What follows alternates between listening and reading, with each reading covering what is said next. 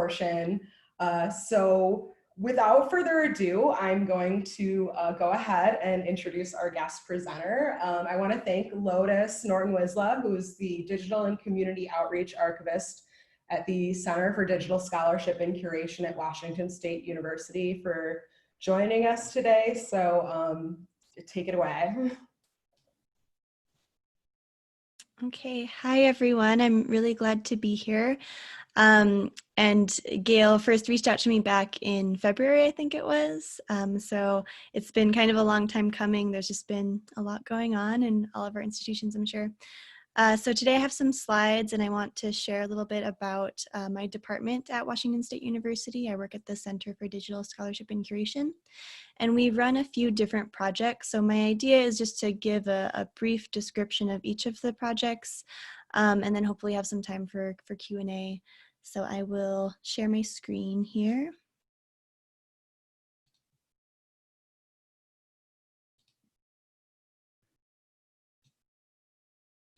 Okay, and let me know if anyone can't see that. But as I mentioned, I work at the Center for Digital Scholarship and Curation at Washington State University Libraries. My role there is the Digital and Community Outreach Archivist. And first, before I start, I want to acknowledge that WSU Pullman is on the traditional homelands of the Palouse Band of Indians and the ceded lands of the Nez Perce tribe, or Nimipoo people. We acknowledge their presence here on the land where I work and I live since time immemorial, and the connection to the land, the water, and to previous generations of ancestors, as well as current and future generations.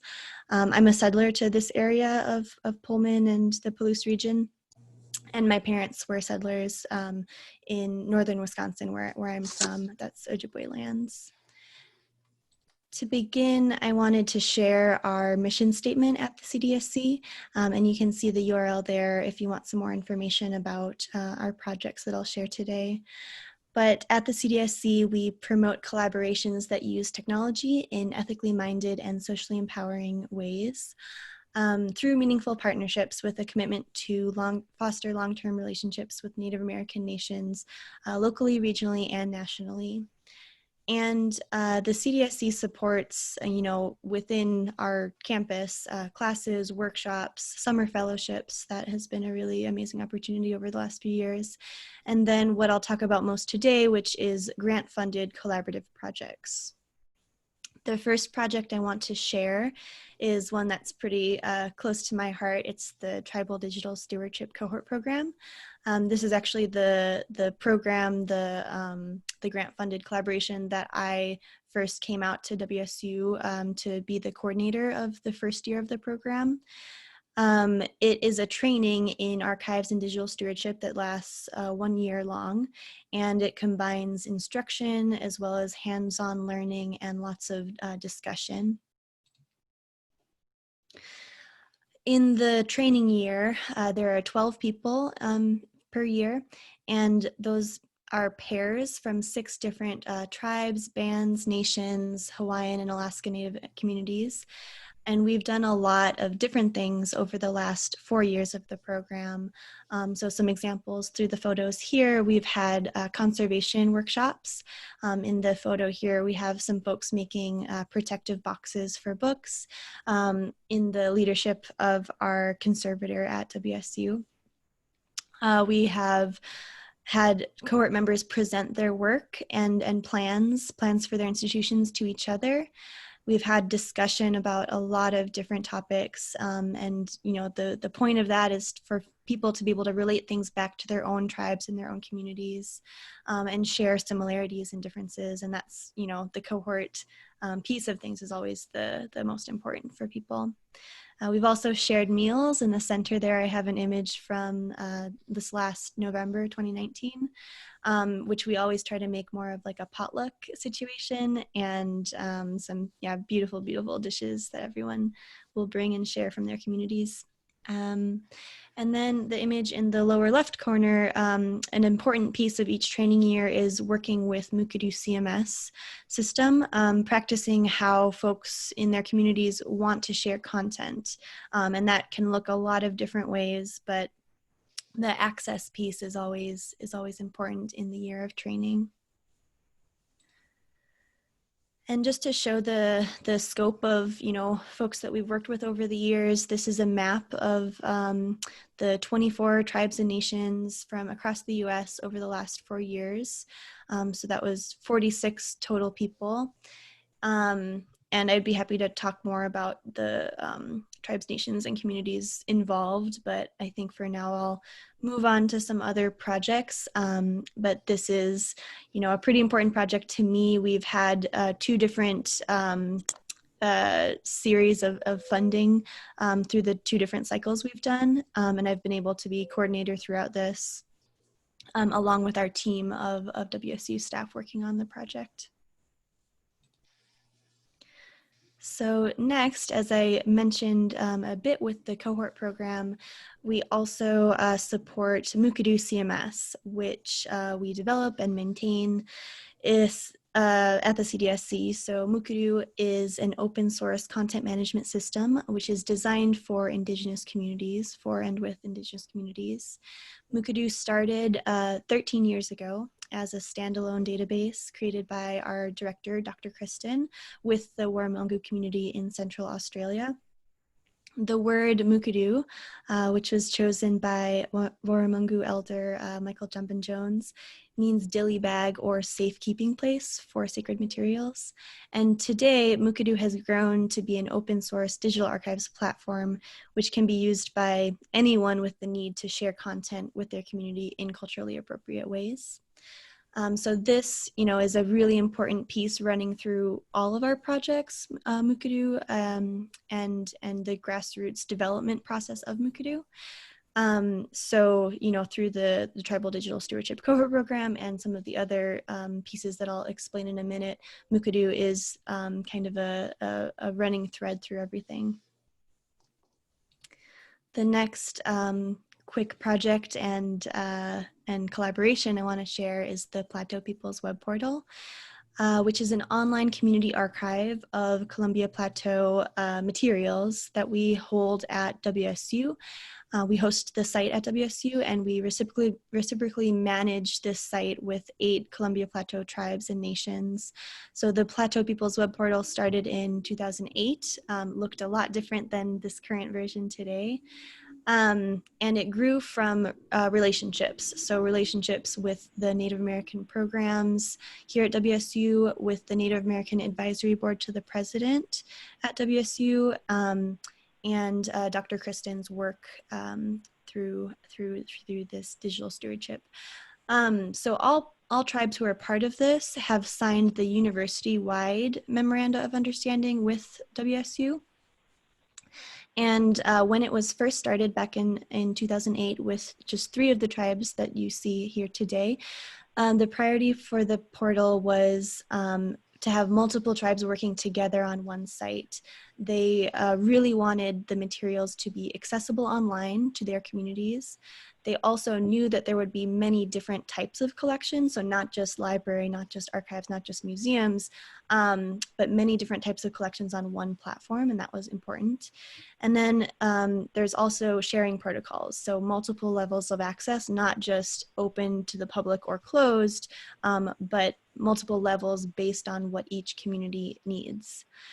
And most crucially, the portal would need to also incorporate tribal voices into the descriptions of the materials from the collecting institutions.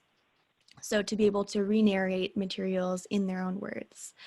So that was the goal, you know, when things first started with the representatives working back in 2008, and it's really grown in those ways to now.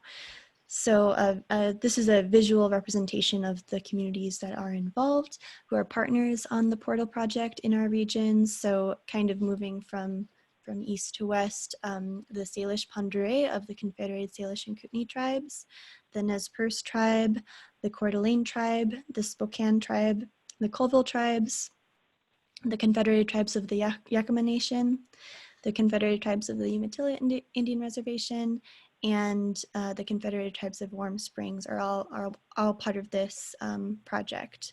And each tribe, you know, has specific people who are representatives of their departments that are working with us, working with other institutions, and contributing materials themselves. So just to make the point again that all of the people who are involved are part of a tribe who has entered into the Memorandum of Understanding with Washington State University to really look at those years of relationship building before the portal even existed, of the collaboration and trust through our Tribal Relations Office and Native American programs. Through the last few years with the portal project, we also did collaboratively with the partners create a statement of commitment that's just specifically for the portal. And each tribe or nation might decide on other things that they might need, like, for example, other agreements signed with the tribal council, or other things that need to happen before they decide to be involved. So just a few examples of some content on the portal. The portal connects collections containing documents, photographs, recordings, created by or about tribal partners that are located in non-native institutions. So you can kind of see on the side a little bit of the different communities here. Of course, the communities that are part of the portal, the partners, and then also our partners at federal institutions such as the National Anthropological Archives, the Library of Congress, the National Museum of American Indian. Also, more locally, the Northwest Museum of Arts and Culture is north of us in Spokane. So for these collections, for these materials, the tribal representatives involved can select the items that they want to be part of the portal, and then they can then share them with their communities and describe the digital versions as well as the institutional descriptions that are already available. Tribes can also upload their own materials from their collections, or even create new materials like current day videos, oral histories, other videos like that. So those are just a couple of examples there. One other thing I wanted to bring up that is somewhat part of the portal, but more a service that the CDSC offers to the MOU tribes that have signed the MOU with WSU, is that we will take on collaborative digitization projects throughout the semesters. We usually have student support that we can hire at the CDSC, and we enter into an agreement with a tribe, whether they're part of the portal or not, if they are an MOU tribe, and we're able to digitize their content, return it to them, return the original content as well as the data, and then at that point they can decide if they would like it to be also in the portal, but it's not a requirement. So that's another important piece, and something that I've done over the years is supervise these collaborative digitization projects.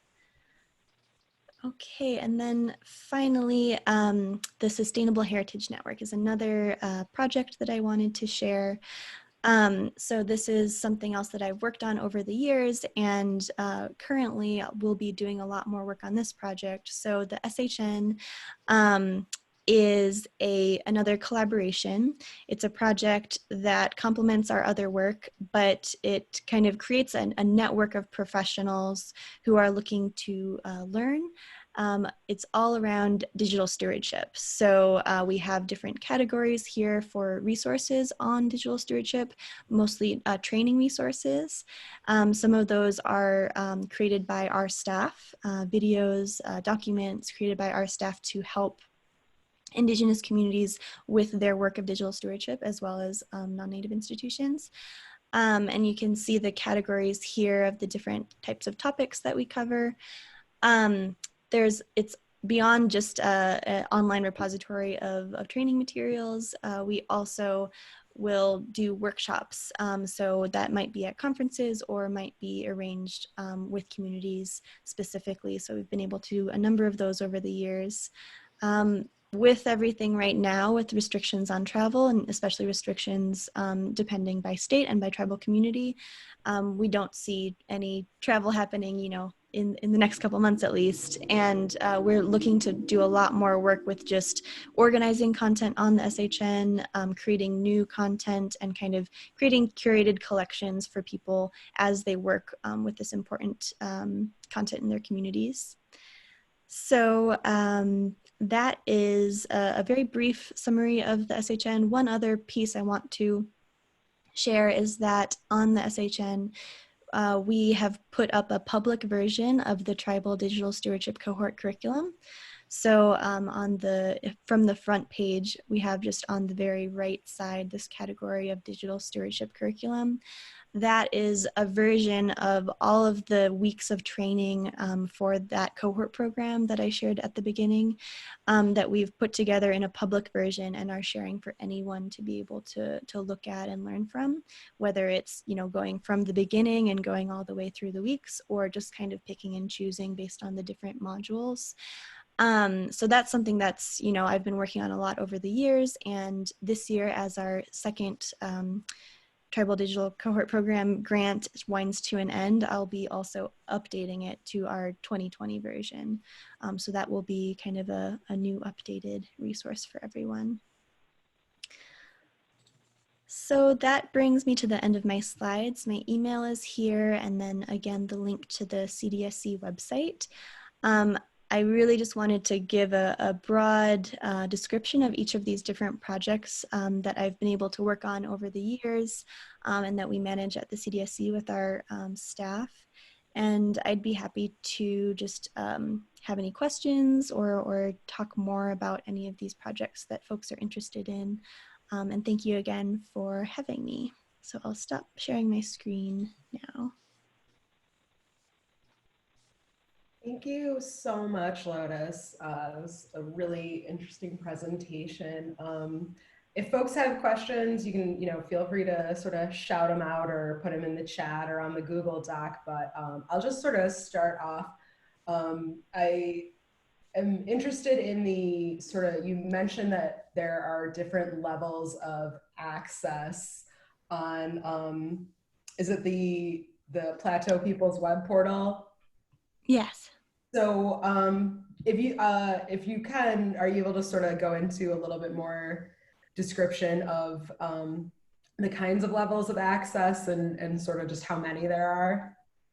Sure, I'd be happy to. And I can also show an example to give a little bit better of an idea. I might quickly just,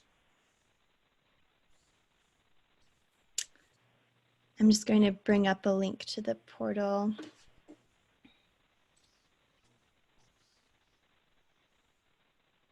And someone has asked in the chat if you can share your last slide again. So. Oh, sure. Yes.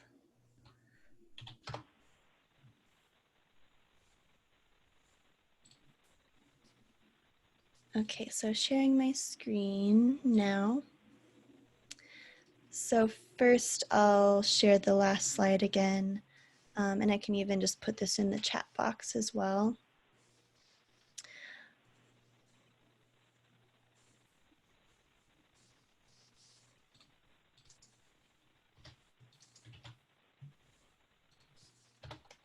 Okay, so there's the contact information and the URL.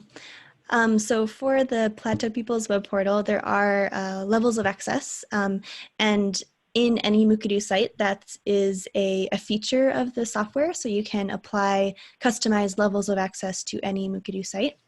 And for the Plateau People's Web Portal, a really important piece of the design of the site is the communities that are involved. So we have the tribal paths for each community.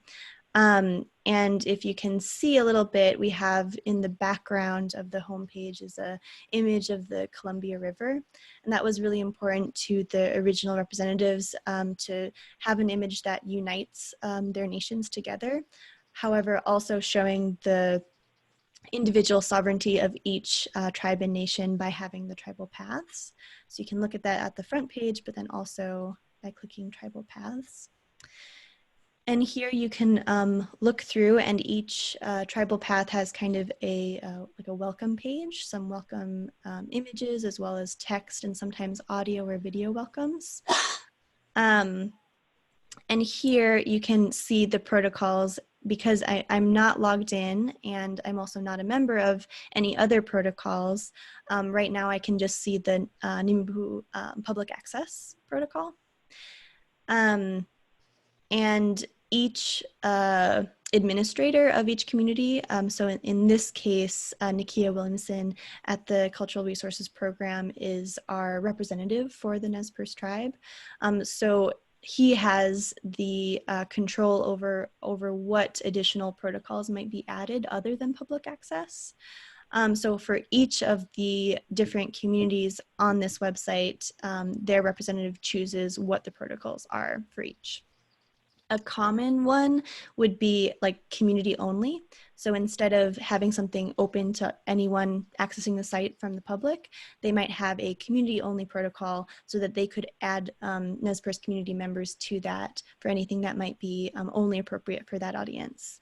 Another protocol that is really handy, especially in this collaborative space, is an under review protocol. So that way the representatives can work on things and approve materials while it's still under that under review protocol before anything would go to, for example, community only or public protocol. So that's a pretty typical example. I would say perhaps not on this community specifically, but just in general McAdoo terms. Other types of community protocols might be like elder only access for folks who are of a certain age or have been initiated to certain privileges of being an elder. There's also perhaps men only or women only for some community materials, not necessarily on the portal, but that is something that we've had, you know, requests or interest in from other folks using McAdoo websites. So that is one example. And then I also want to quickly show a specific example on the portal. Just one moment.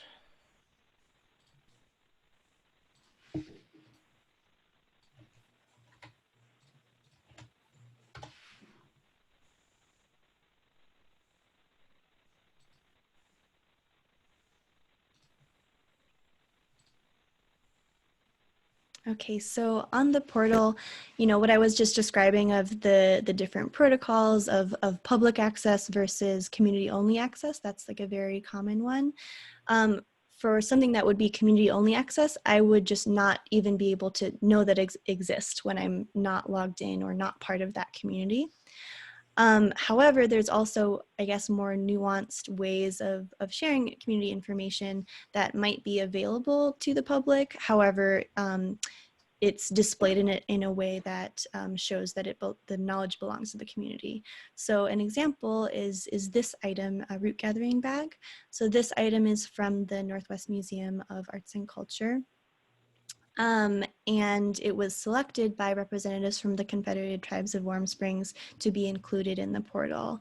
So on this tab here, the page for the Northwest Museum of Arts and Culture record, you can see there's the image of the bag. There's a very, very brief description that would be found in their museum record.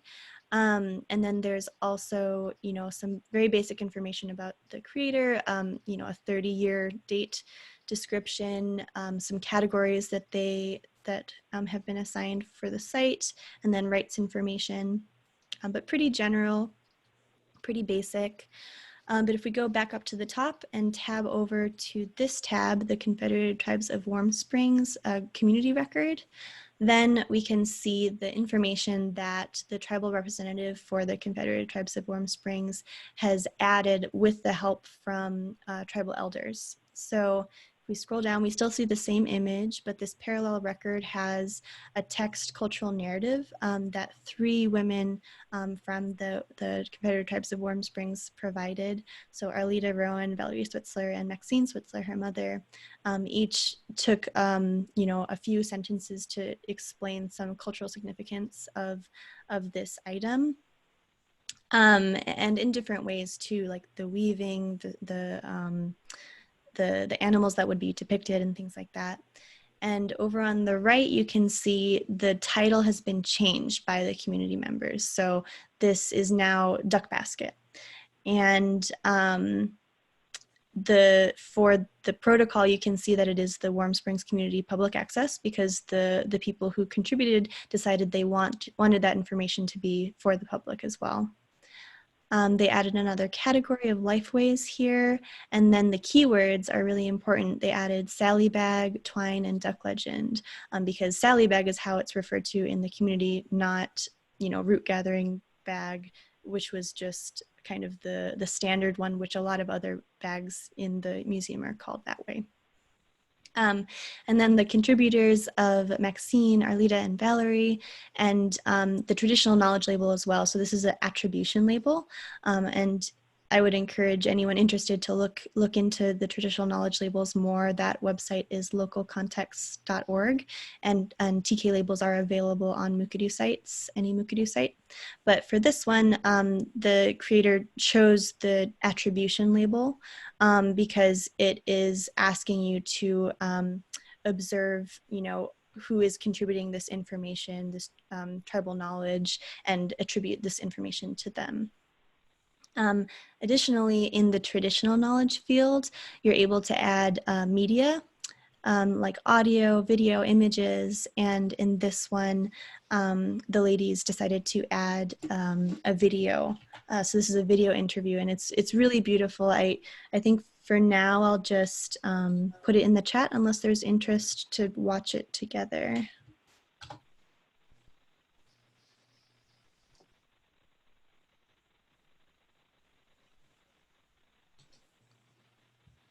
So that was a very long answer to your question, but the protocols, both in the Plateau People's web portal and in McAdoo, there's a lot there to think about and discuss, and they are used in many different ways.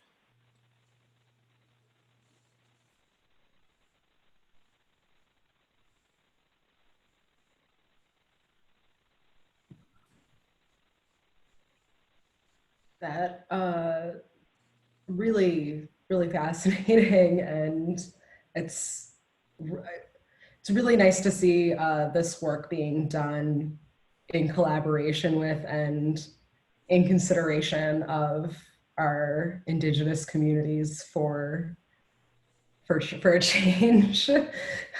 Let's see, there's a question in the chat. It says Wikidoo. I don't know if you want to clarify what you meant. Oh, yes. So the traditional knowledge labels, as I mentioned, on any McAdoo site, those are available to both use like as is or customize a template. So for this specific item, the people who contributed to this community record, had the list of available TK labels in front of them and decided this one is an appropriate one to add to this item because they wanted to educate users, looking at the item of where to attribute the knowledge to, which is both the competitor tribes of Warm Springs and the contributors here. And to clarify, I'll add a link here. So the traditional knowledge labels are part of a local contexts project, which is another project. Oops, sorry, I sent that to one person instead of all the people. Okay, so localcontext.org is a place you can look it's an initiative to support Native, First Nations, Aboriginal, and Indigenous communities in the management of intellectual property and cultural heritage. So this is a very good resource to learn more about the traditional knowledge labels. But for the portal specifically, each tribal representative decides how they want to use the labels within their items. And most often it usually comes up when people are adding the community record along with the label attached, or creating new content themselves, for example, an oral history or an interview, to add that traditional knowledge label along with it. Yes, and the name of the software is pronounced McAdoo, and it's possible I was saying it kind of fast, but please, if you want to learn more, we have the website there, McAdoo.org.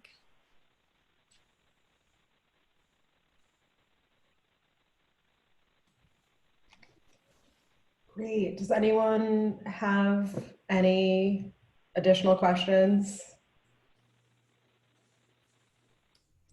So I had a quick question. The view that you were just showing, where you could see the kind of museum cataloging version of the object and the community or indigenous version of the object, I think is a really, really cool feature.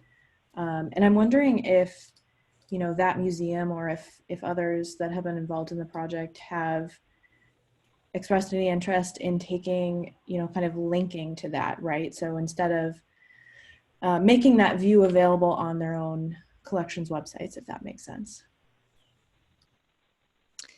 Yeah, so there has been interest. I have to say I'm not sure what information that has been specifically added to museum catalog records at the moment, but I know there has been interest in discussion in how to do that. And then less for that project, but more broadly, I know the Library of Congress has worked on a couple of projects working with communities, the American Folklife Center, to incorporate the traditional knowledge labels that have been chosen by communities to add those into their public-facing catalog. So I think there is some definite interest, and I agree. I think that feature of the McAdoo software to have the community records is really important in thinking about all this.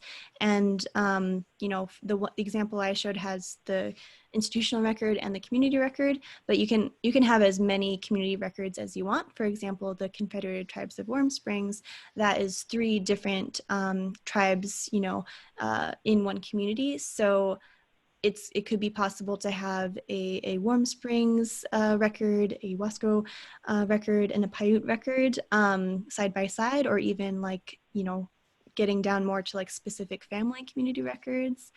But yeah, there's definitely interest by institutions, but I think it's just kind of an evolving conversation about how to technically and policy-wise include that information back into records. And, you know, I think it should always be in collaboration with Indigenous communities of what information that they want back into the institutional records as well.